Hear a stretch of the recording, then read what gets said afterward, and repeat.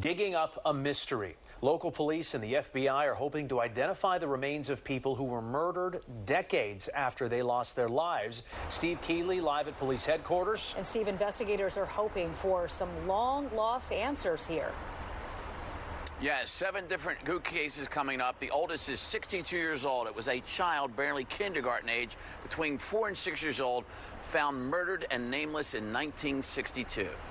We're continuing this operation to identify all unidentified homicide victims in the city of Philadelphia. Victims killed and buried here several decades ago. Some of these remains have been in there for 20, 30, 40 years. Without anyone knowing even who they were, let alone who killed them or why, until maybe now. We're in the process of exhuming people who have been deemed homicide victims or died of some sort of violence. Through the woods there's a city cemetery.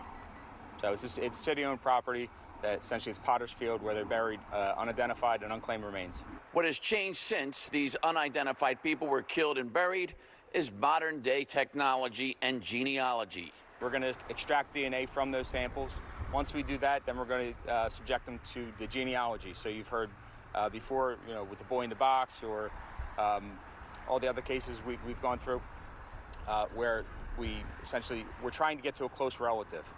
So then once we get to a close relative, detectives can go out and they can interview family members to see if they have a loved one that's unidentified or that they don't know about. And soon maybe detectives, forensic teams, and families can all find answers they never knew and thought they may never know. Part of the reason to identify these people is because they're victims of homicides.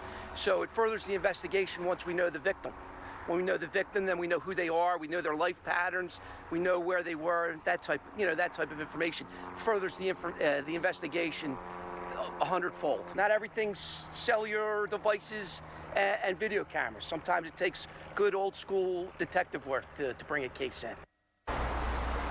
And so even though these killings are decades old, the killers may still be alive in some of them and may be out there thinking they got away with murder.